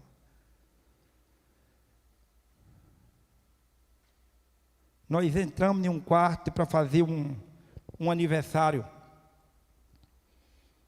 E é muito doido você chegar no quarto, na porta de um quarto, a mulher está pelada e você: parabéns para você, né? É complicado. Mas aquela mulher começou a chorar e ela estava tão dopada que ela: aniversário? Eu nem lembrava que hoje é meu aniversário. Mas na mesma hora, como aquelas mulheres é tão discriminada aqui fora, e lá dentro é a concorrência de adversária, como umas a outras, cada uma está concorrendo a entrada dos homens ali dentro. Aquela mulher rapidinho, ela despertou assim e começou. Ficou tão feliz, agradecendo para a gente, falou: eu vou chamar minhas amigas. Gente, aquela mulher pôs uma blusa, só uma blusa, mas para ela estava bem vestida diante do ambiente, né? E saiu chamando as outras, com tanta felicidade. Gritando: gente, vem comer o meu bolo. Meus amigos trouxe um bolo para a gente aqui, ó. Trouxe um bolo para mim, para o meu aniversário. Aquela mulher gritava tão alto, convidando e falando, meus amigos. Ela queria mostrar para aquelas mulheres, ou para aqueles homens, que ela é gente lá fora, que ela tem amigos lá fora. E aí a minha esposa foi e fez uma oração, cantou parabéns de novo, quando as mulheres chegaram, e aquelas mulheres foram chegando. Aí alguma veio com uma blusa, outra veio peladona como estava, lá no quarto dela, chegou, entrou. E teve uma hora, aquele quarto estava lotado de mulher. Aí claro que, né, as mulheres reunidas aqui e os outros quartos lá, tudo vazio. Os usuários foram chegando, passando no corredor, e só chegando na porta, né? Você sabe que o homem já é bicão, né? E pecador é que é pior ainda, né? Chegando na porta os homens. Eu lembro, eu estava mais ou menos assim, distante. E eu falei para uma mulher: por favor, feche essa porta aí, senão esses homens vão entrar. E nós viemos fazer algo para vocês. A mulher: vai, dá licença. Fechou a porta. Aquele quarto ficou igual o Jardim do Éden. Mas daí a pouco, me marcou muito, foi a chegada de outra mulher, que estava atrasada. Essa mulher chegou quando ela abriu a porta. Quando ela abriu a porta, os homens estavam em pé, tudo aqui em frente, todo mundo, ó. Aquela mulher abriu a porta, olhou para nós que estava lá dentro e deu um grito: gente, deixa essa porta aberta. Isso nos chamou a atenção, né? Deixa essa porta aberta. Agora ela virou para o corredor. E ela falou: essa porta precisa ficar aberta, porque esses machos aqui precisam saber que alguém nos ama. Como aquilo foi forte para mim. Alguém nos ama. Essa é a nossa identidade como igreja. Porque a Bíblia fala que nós somos conhecidos pelo amor. Se nós fôssemos resistir ou dar ouvido às críticas que nós passamos ir naquele lugar, nós não ia. Porque você, para ir naquele lugar, a primeira coisa que você precisa é não amar a sua reputação. Um irmão de Santos veio aqui e falou comigo: Gatinho, eu só vim nesse lugar com você porque não era a minha cidade. Aí eu dei uma de bobo, né? Mas por quê? Que é isso, tio? Imagina os irmãos da minha igreja veio entrando no lugar desse. Eu falei: então, é por uma mente endemoniada igual essa sua, que as pessoas não amam os perdidos, porque você está mais preocupado com o que vão pensar de mim do que com os perdidos lá fora. Quando os caras reagiram aqui nesse capítulo do amor, dizendo: que isso, eles reúnem com os pecadores e comem com eles. Aí Jesus agora conta em primeiro lugar a parábola das 100 ovelhas. E você conhece muito bem essa parábola, né?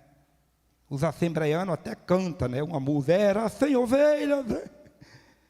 É uma parábola muito conhecida. Mas aquela parábola deixa bem claro, não vamos detalhar ela, mas ela deixa claro sobre as ovelhas, sobre o cara que perdeu, o cara que chegou em casa e faltou uma ovelha, e ele foi procurar e encontrou. E a Bíblia diz que quando ele encontrou, ele voltou tão feliz, e agora juntou os amigos e fez uma festa para convidar o povo para comer, dizendo: olha aí, ó, vem se alegrar comigo, encontrei a minha ovelha perdida. O cara pagou para alguém ver ele feliz, né? Aí Jesus conta essa parábola e fala: mas olha bem, veja bem, no reino de Deus não é isso. No reino de Deus a festa no céu é quando um pecador se arrepende. Jesus frisa isso bem claro naquela parábola. E isso é, no versículo 3 até o versículo 7, conta essa parábola, e Jesus conclui falando isto. No versículo 8 a 10, Jesus conta outra parábola, de uma mulher que perdeu sua joia, sua dracma. Sua joia pode ser aquela caixinha de vaidade que as mulheres têm, né? Sua caixinha de vaidade com sua joia, ela perdeu uma daquela. E ela ficou desesperada procurando.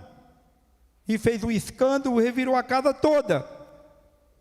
Encontrou. O que é que ela fez? A mesma coisa que aquele homem fez. Vem, fez um chá e convidou as amigas: vem se alegrar comigo porque eu achei a minha dracma. Jesus resume dizendo: você viu aí? Ela encontrou, está feliz.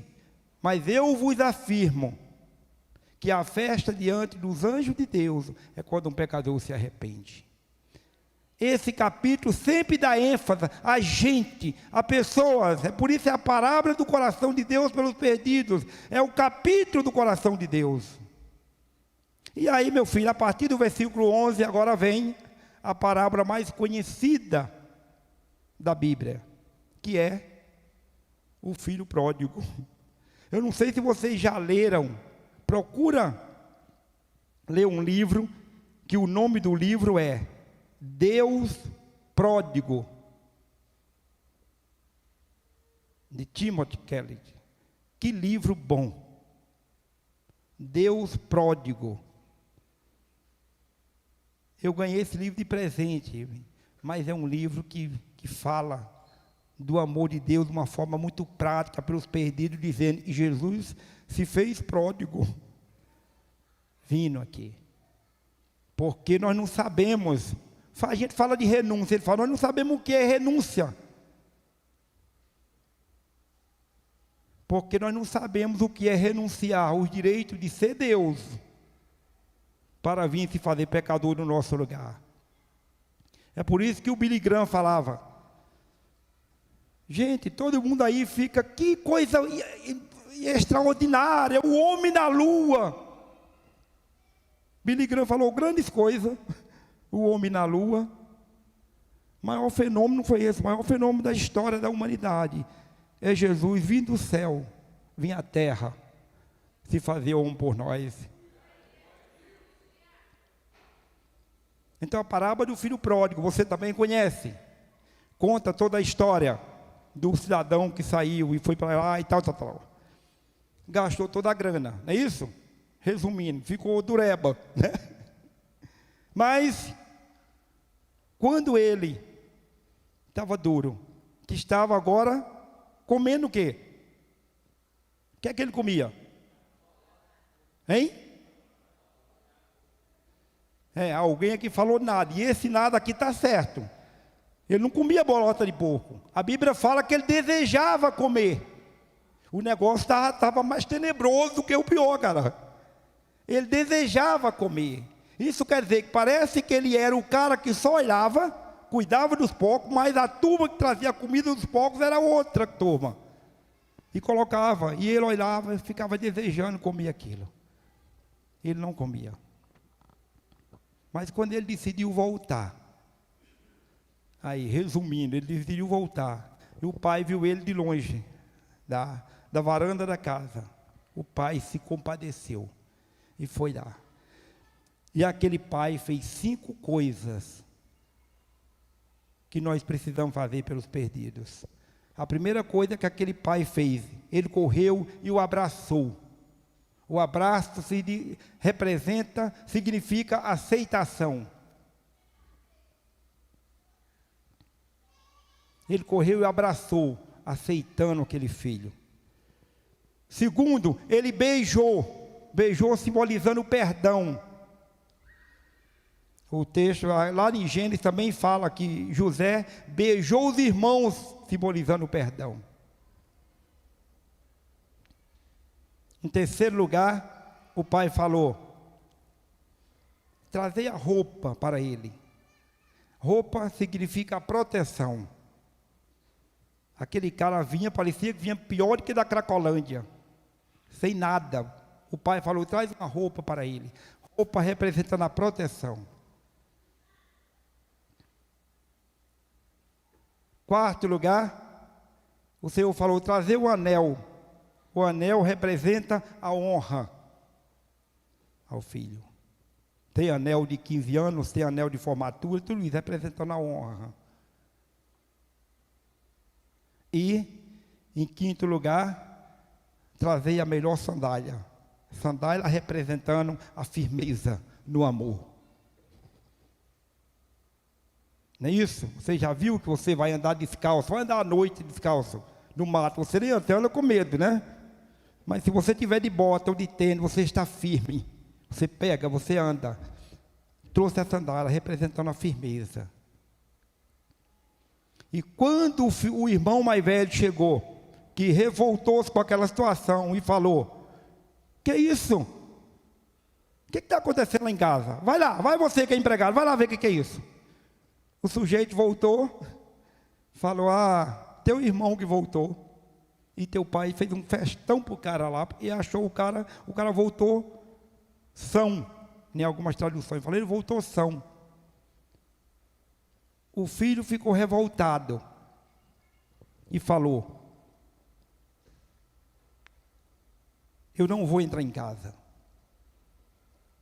Foi aí que o pai falou, meu filho, o pai foi lá, imagina o coração do pai agora, feliz com quem chegou e tentando pacificar um revoltado. E quando chegou lá, aquele cara estava tão revoltado que ele falou assim: esse teu filho, olha, em tradução ele fala assim: esse teu filho. Ele negou até ser irmão do cara. Ele não falou este meu irmão. Ele falou assim: esse teu filho gastou o dinheiro com prostitutas, com meretrizes. Olha aí. E agora tu faz uma festa para ele? Então ele negou a paternidade, a filiação do pai e a irmandade do filho, do irmão. Esse teu filho. E agora o pai fala: meu filho. Observe o detalhe que o pai fala: você pode negar, mas você é meu filho. O pai fala: meu filho, este teu irmão. Não vem com esse negócio de negar, não. Esse teu irmão estava perdido e foi achado. Estava morto e reviveu. É por isso essa festa, pela vida dele. Agora vamos resumir aqui, só para você entender um detalhe. Nas outras duas parábolas, quando fizeram festa pelos trem perdidos, né? Jesus fala, a Bíblia fala que o cara fez uma festa, né? E Jesus fala de outra festa no céu, não é isso? Jesus sempre apresenta uma festa no céu. Qual é o motivo que Jesus fala que tem uma festa no céu? Quando o pecador se arrepende. Agora tem uma festa aqui no filho pródigo. E por que Jesus contou essa história do filho pródigo e não falou de mais outra festa no céu? Você já pensou sobre isso? Jesus não falou dizendo que há festa no céu. Só falou daquela festa que o pai fez. Você sabe por quê? É porque era o mesmo motivo, a conexão de um perdido. Jesus falava que a festa no céu quando um pecador se arrepende. Aquela festa é por causa de um sujeito arrependido. Então aquele pai estava representando o coração de Deus. Aquela festa já era presente. É tão importante você entender a conexão do amor de Deus pelos perdidos e você não amar a você mesmo. Quando eu tive um acidente, o Ronaldo sabe, um acidente que eu tive no Nepal em 2013, fui dado por morto, oraram, muitas igrejas do Brasil orou, a Lagoinha fez, a Rede Sub fez comercial pedindo oração pela minha vida, muita gente orou, na Jocum do mundo inteiro fizeram um relógio de oração.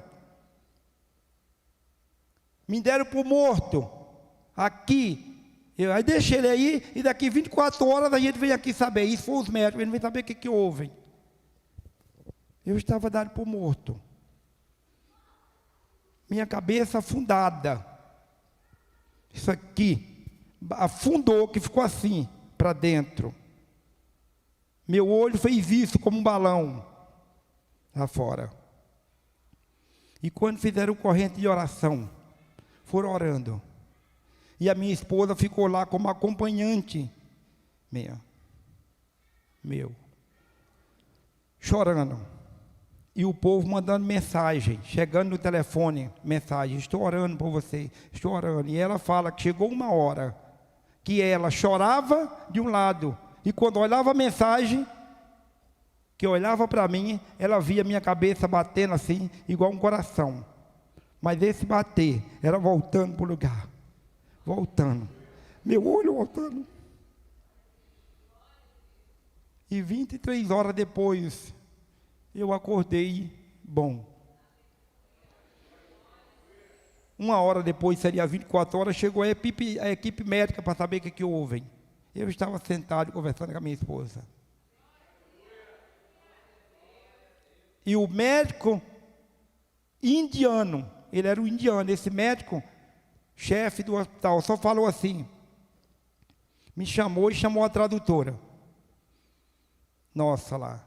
E falou: eu só quero te falar uma coisa, não tem nenhuma explicação na medicina que possa explicar o que aconteceu com você. Ninguém esperava chegar aqui e você está assim. Não tem uma explicação, nada na medicina se explica como você estava e está agora. A única explicação, eu tenho uma pinta de tudo isso. A única explicação que que eu acho que pode ser, é que eu recebi um e-mail de um médico amigo meu, lá da sua cidade.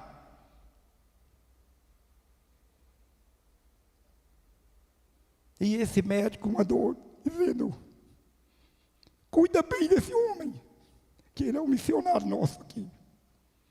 Então ele está dizendo que você é um missionário. Eu só sei disso. Então, se isso aconteceu, por favor, tirou um cartão do bolso e falou aqui, por favor, ore ao seu Deus pela minha vida. Essa foi a reação que aquele homem, esse contato foi feito com o médico. Quem fez o contato para mim foi Roberto Bessa, irmão do Gustavo Bessa. Mas aquela rede de oração, para concluir aqui com a rede de oração, eu recebi oração de muita gente, mas 2 grupos me mandou e-mail de oração, que isso me marcou até hoje. O primeiro grupo foi um convento de freiras da cidade de Unai. Eu nunca fui nessa cidade.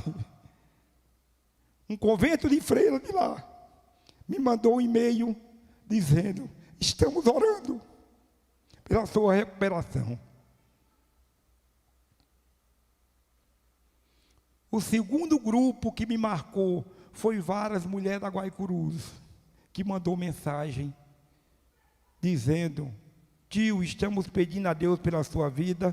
Outras falavam: estamos rezando por você. Outras: estamos orando por você. E essa mulher que eu falei, que eu levo ela, veio para dar testemunho na igreja. Na época ela estava lá dentro. E ela fala que o plantão dela era de 8 da manhã a 3 da tarde. Era a turma desse primeiro turno, às 3 da tarde. E ela falou que tinha um grupo de amigas dela, que quando saía 3 horas, entregava a chave do quarto, elas reuniam todas elas para orar pela minha vida. E ela fala isso no testemunho dela. Por que eu estou te falando isso? Eu li um artigo que o camarada fala assim: se você morrer hoje e fizer falta só para a tua família ou para a sua igreja, o escritor fala: desculpa eu te falar, mas você morreu muito pobre. Se fizer falta só para a sua igreja ou para a tua família, você morreu muito pobre, porque você tem que fazer falta para os perdidos. E eu acredito que todos vocês estão aqui com este propósito. Os perdidos esperam por vocês. Deus conta com você. Os perdidos estão lá fora nos esperando. Venha somar conosco no trabalho. Júlio, lá no sertão da Paraíba, ele está indo com uma equipe. Eu também estou levando outra equipe. Nós fazemos isso já há mais de 10 anos, né? Sempre estamos. Você foi uns 2 anos comigo? Você foi, né? Então, depois me ligou. Foi. Depois me ligou: tio, eu posso levar uma equipe também? Pode, cara, dá um jeito, se vira. Vai nessa. Ele levou. Carnaval, a mesma coisa. Tio, eu posso? Sempre me admirou no Ronaldo o negócio da submissão. Em outras palavras, eu não sou líder dele. Mas ele me procurar: tio, eu posso formar uma equipe do carnaval para eu levar para Mariana? Pode, vai em paz. Bênção. Levou para Mariana uns 2 anos, né? Depois vou para Diamantina, vai em paz. Levou. E nós temos vários grupos assim, que nós temos contato. Que Deus tem feito muitas coisas, porque alguém se dispôs. A tua geração pode fazer muito mais. A tua geração não vai passar as críticas que eu passei ou que outros já passaram mais velhos. Porque nós pioneiramos o trabalho e recebemos as críticas. A tua geração agora está na época da colheita. Vai em frente. Deus conta com você. E quiser algum dia ter uma experiência na Guaicurus, nos procure que nós vamos lá toda semana. Mas Deus é bom. Vamos orar.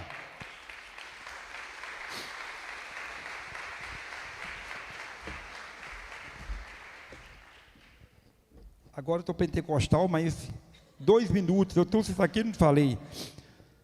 2 minutos. Na Copa do Mundo, pode ficar aí, na Copa do Mundo, as meninas da Guaicurus, para chamar a atenção, se planejaram fazer um jogo de abertura delas lá na rua. E o tema era o futebol das peladas. Colocado na internet, mas isso chamou a atenção. Meu filho é publicitário, chegou em cada pai. Na agência, nós estávamos pesquisando um negócio na Guaicurus, estão falando do futebol no dia da abertura da Copa. Falei, eu vou lá. No outro dia eu fui lá no escritório da Associação das Prostitutas, que tem lá, eu fui lá, conversando com a mulher, ela falou, vamos fazer, né, tio, divulgar nosso trabalho, sei o que e tal. Falei, vocês vão jogar com quem? Não, nós mesmos, né, tio, quem vai jogar conosco? Falei, não, se você topar, eu arrumo um time. Arrumo um time para jogar com vocês. E ali ela, então tá, eu saí convidando. Tem uns crentes doidos que andam com a gente, né? E eu liguei para os doidos, principalmente as meninas meio malucas. Umas obreiras da Jocum toparam, outras se escandalizaram. Liguei para umas figuras que andam conosco, algumas meninas toparam. Faltando 2 dias para o jogo, faltavam 2 pessoas que não toparam. Eu falei, para formar o time. Aí chegou alguém daqui do base do Alexandre de Jocum aqui, me ligou, tio, chegou aqui 4 gringas americanas, falou que quer trabalhar com você nesse período. Eu falei, tá bom, eu vou aí. Fui lá, comecei a falar com as gringas, elas não falavam nada em português. Quando eu falei de fazer um futebol, nós vamos fazer um time de futebol com as mulheres. Eu topo. Eu falei para a tradutora, então não fala mais nada não. Fica quietinho que ela já topou. No outro dia, fomos lá. A camisa da seleção, normal, né? Aqui. Mas aqui atrás, olha aí. Quem topa usar essa camisa, né? Olha aí. Era com essa camisa. Mas quando nós chegamos lá, que interditaram ali entre a rua São Paulo e a rua Curitiba, aquele quarteirão, quando interditou, chegamos lá, a mulher chegou, a líder da associação, tio Pedro, cadê o seu time? Falou, aqui, estão todas aqui. Ué, mas cadê a camisa? Não tem uma camisa diferente, não? Aí a minha mulher, que é a técnica do time, né? Falou, não. Nós não trouxemos camisa diferente, nós vamos usar a camisa de vocês, que o evento é de vocês. Aquilo foi um choque para elas, e foi o peso da identificação. E aquelas meninas, quando entraram no escritório, que colocaram essa camisa, muitas saíram já chorando, sentindo o peso de estar aqui, com a camisa dessa, e diante de todo o povão ali, dizendo, eu sou uma prostituta. A camisa falava isso, né? E aquela rua interditada, e a imprensa nacional e internacional estava tudo ali também. Mas quando terminou aquele jogo, todo mundo, os caras xingando de palavrão, e as nossas obreiras, coitada, sofreram tanto xingamento de tudo que é coisa, porque era o ambiente. Mas quando terminou o jogo, eu falei para a mulher, não vai embora não, que nós temos ali um lanche para vocês, aquele salão ali. Levamos lá, tinha um lanche para elas, eu tinha levado uma caixa de Bíblia, e cada jogadora nossa pegou uma Bíblia e escolheu a jogadora delas para dar a Bíblia. Então aquele jogo durou 1 hora. Essa reunião aqui durou 6, com mulher chorando. Mulher delas chorando, entregando a vida para o Senhor. Vale a pena pagar o preço e se identificar com os perdidos quando você não ama a sua reputação. Vamos orar. Jesus, muito obrigado pela fidelidade do Senhor para conosco. Obrigado por estarmos juntos. E cremos que o Senhor é um Deus que pode tudo em todas as coisas. Nos ajuda a amar os perdidos. Nos ajuda a ver as pessoas com os teus olhos. Para nós chegar e falar do teu amor com autoridade. E o Senhor vai transformar vidas, porque o Senhor é um Deus que pode tudo em todas as coisas. Muito obrigado, em nome de Jesus. Amém.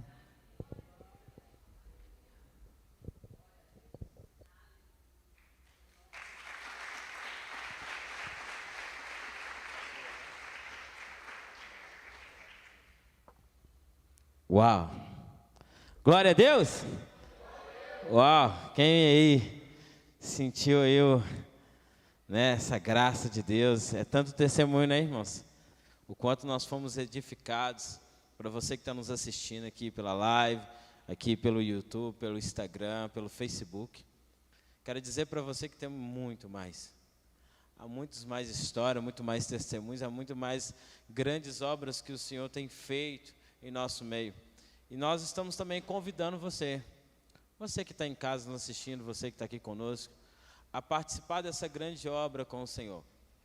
Não fique fora disso, se envolva com a sua igreja, se envolva com a agência missionária, procure nossos líderes, nossos irmãos, sabe? Tem a Jocum, tem a UEC, temos aqui a Missão Kadosh, temos vários projetos. Acredito que talvez a sua igreja, hoje ela está iniciando algo, né, que onde nós possamos também nos ajuntar para realizar a grande obra do Senhor.